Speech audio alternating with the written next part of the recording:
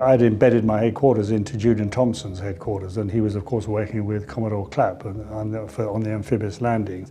And one of the things they needed was to ensure that the landings were going to be unopposed.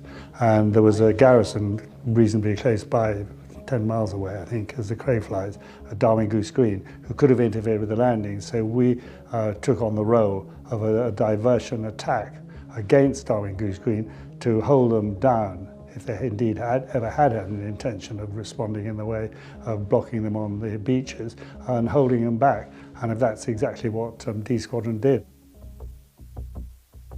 The only trouble was that I'd said to Cedric, the squadron commander, you ought to be back into the, by then, existing air defence zone, because they begin to put the rapiers in and other things, by dawn, because of course we were terrified of these Pucara, slow-flying, heavily armoured aircraft designed for ground attack. And unfortunately Cedric got a bit carried away and was seen by two para who were on Sussex Mountain by then, established their position, winding their way up through the open ground when a Pucara appeared and started to line up on them. And of course a lot of the two para had friends in D Squadron, who was mainly composed of ex-paras anyway. And to their astonishment, a plume of smoke rose up out of the heather, went above this Pucara and hit it from on high and destroyed it. The pilot ejected, the navigator was killed. And that was the first use of a Stinger missile in battle, because my friends in the Delta Force had lent me some Stinger missiles to trial on real live operations. Now, what was interesting is that as a result, we fired a number of other Stinger missiles, all of which missed. And it turned out that Raytheon, the manufacturer, had put a wrong bit into the missile, which meant it was always going to miss. And it was a result of the corrections they made that, of course, the Stinger missile did so much good work in Afghanistan, shooting down Russian aircraft. And so in a way there was a good knock-on effect for the Americans, who were having lent us, quite illegally, the Stinger missiles.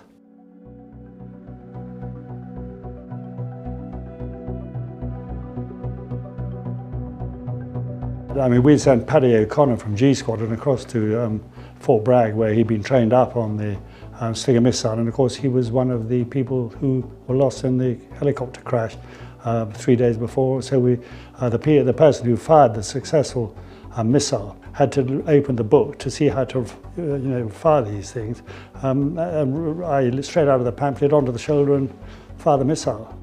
UN Commander Lieutenant General Sir Michael Rose had told Scene Here he doesn't have enough men on the ground to extend the current ceasefire. And then about 30 years later, when I was running the UN mission in Bosnia, I happened to be in Zagreb, and there was the wing commander in the Argentine Air Force, the duty officer, while we were hanging around to make a call through to Sarajevo. I said to him, were you in the Malvinas War? His eyes lit up and he said, yes, I was, and I was shot down by you Brits. So I said, sorry to hear about that.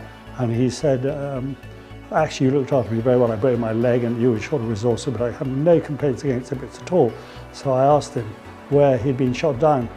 It had been D Squadron who had shot him down with a Stinger missile. So I shook him by the hand and I said, sir, you are the first man ever to have been shot down in battle by a Stinger missile. Whereupon he gave me a big hug. And his name was Wing Commander Benitez, who I guess is still around somewhere. A small world, isn't it?